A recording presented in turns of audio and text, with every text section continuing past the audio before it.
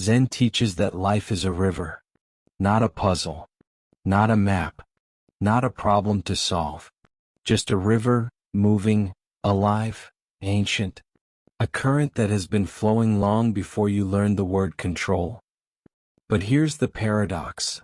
Instead of letting the river carry us, we lean over the edge of the boat, squinting at the water, trying to figure out where the current is going. We want to predict the bends.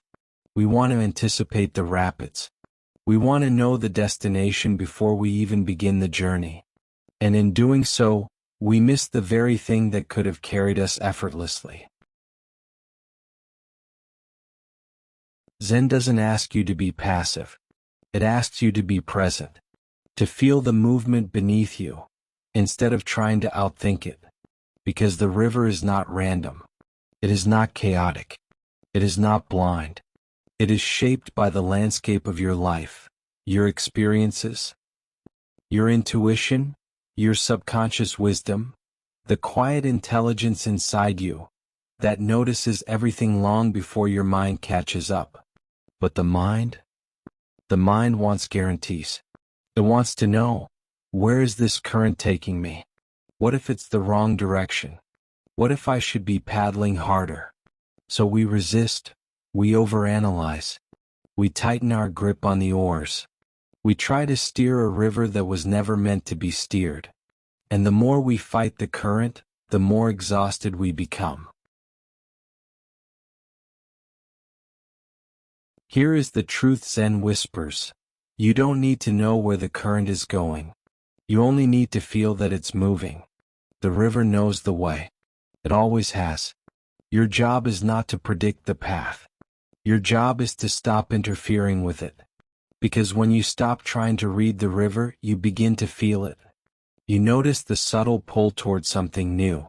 You sense the gentle drift away from what no longer fits. You feel the quiet yes in your chest and the unmistakable no in your bones. This is the guidance you've been searching for. Not in your thoughts, but in your awareness. Imagine what would happen if you trusted the movement beneath you. If you stopped trying to calculate the future and instead allowed yourself to be carried. You would discover that the river is not taking you away from your life.